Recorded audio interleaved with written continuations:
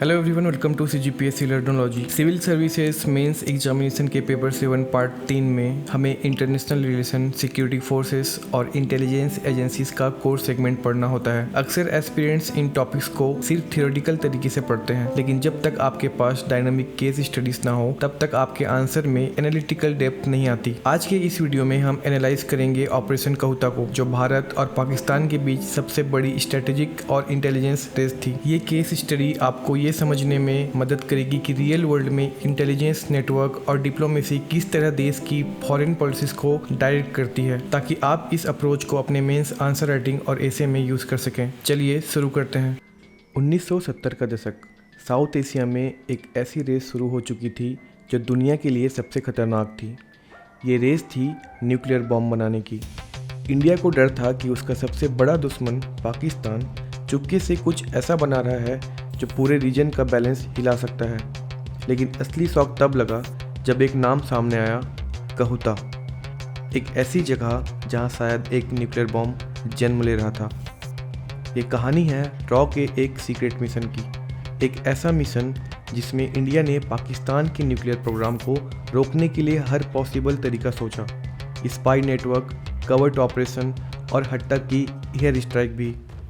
लेकिन सवाल ये है, क्या इंडिया सच में कहूता पर अटैक करने वाला था?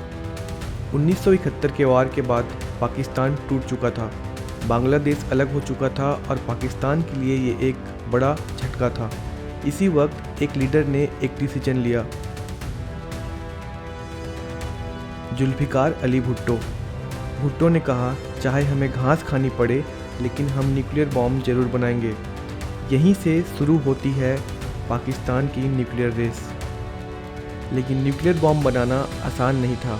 पाकिस्तान को चाहिए था एक एक्सपर्ट। तब एंट्री होती है अब्दुल कादिर खान की।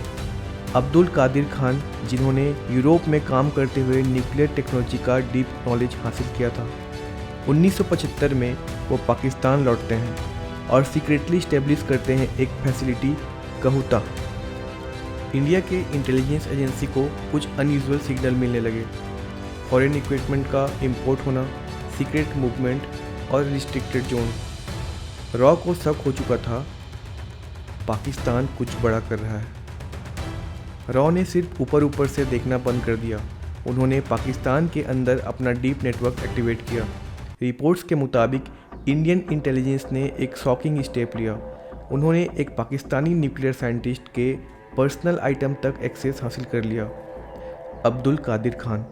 कुछ सोर्सेस कहते हैं कि उनके हेयर सैंपल्स तक सीक्रेटली कलेक्ट किए गए। जब इन सैंपल्स को एनालिसिस इंडिया में किया गया, रिजल्ट ने सबको हिला दिया। उनमें रेडियो एक्टिव ट्रेसेस मिले। इसका मतलब क्लियर था, पाकिस्तान यूरेनियम एनरिचमेंट फेज में पहुंच चुका था। लेकिन ये मिशन सेफ नहीं था। पाकिस्तान को भी अंदाज़ा हो चुका था। कुछ अनकन्फर्म्ड रिपोर्ट्स के मुताबिक रॉ के कई एजेंट्स एक्सपोज हो चुके थे। उन्हें पकड़ा गया और कुछ को एलिमिनेट भी कर दिया गया। ये एक साइलेंट वॉर थी जिसमें ना मेडल्स मिलते हैं और ना नाम। अब इंडिया के पास एक ही ऑप्शन बचा था, डायरेक्ट एक्शन, एयर स्ट्राइक। बिल्कुल वैसे ही जैसा इजराइल ने इराक के न्यूक्लियर रिएक्टर पर किया था, ऑपरेशन ओपेरा करते हुए।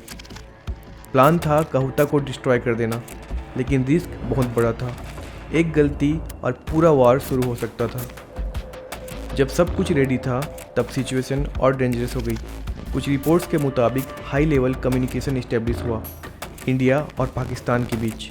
मैसेज क्लियर था, अगर कहूता पर अटैक हुआ तो रिटेलिएशन भी होगा। टारगेट हो सकता था भाभा एटॉमिक रिसर्च सेंटर, यानी कि बार्क। अब यह सिर्फ एक स्ट्राइक नहीं थी, ये न्यूक्लियर वॉर का रिस्क बन चुकी थी। फाइनली इंडिया ने अटैक प्लान ड्रॉप कर दिया। रिस्क बहुत बड़ा था, लेकिन कहानी यहीं ख़त्म नहीं होती। 1998 में पाकिस्तान ऑफिशियली न्यूक्लियर पावर बन जाता है।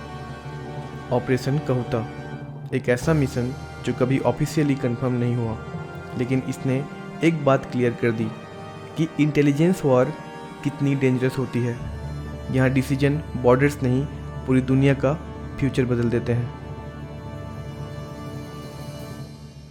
तो इस हिस्टोरिकल इवेंट और ऑपरेशन कहूता से एक सिविल सर्विसेज एस्पिरेंट के लिए क्या कोर एडमिनिस्ट्रेटिव टेकअवेज हैं, आइए उन्हें समराइज करते हैं। First, intelligence and state craft coordination. किसी भी सॉवरेन नेशन की सिक्योरिटी के लिए उसकी इंटेलिजेंस एजेंसी और पॉलिटिकल लीडरशिप के बीच सीमलेस कम्युनिकेशन और एब्सोल्यूट सीक्रेसी होना मैंडेटरी है। इस ऑपरेशन में कम्युनिकेशन गैप देश के लिए एक बड़ा स्ट्रेटेजिक सेटबैक बना। Second, the concept of strategic autonomy. National security के मामले में कोई भी देश किसी तीसरे देश या ग्लोबल प्रेशर पर डिपेंड नहीं रह सकता। भारत को जियोपॉलिटिक्स में हमेशा अपनी इंडिपेंडेंट डिफेंस कैपेबिलिटी को प्रायोरिटाइज करना होगा। Third, nuclear deterrence dynamics. जब दो border sharing nation nuclear arm हो जाती हैं तो फुल स्केल वॉर का रिस्क हमेशा बना रहता है। जैसा कि हमने देखा कि पाकिस्तान ने भारत के भाभा एटॉमिक रिसर्च सेंटर यानी कि बार्क पर काउंटर अटैक की वार्निंग दी थी। इन्हीं प्रैक्टिकल एग्जाम्पल को जब आप मेंस पेपर 7 या इंटरनल सिक्योरिटी के आंसर में कोट करते हैं तो आपको बाकी कैंडिडेट से एक कम्पिटिटिव एज मिलती है। अगर आपको ऐसी ही syllabus oriented value addition case studies आगे भी चाहिए तो चैनल को सब्सक्राइब जरूर करें और अपने व्यूज कमेंट सेक्शन में शेयर करें।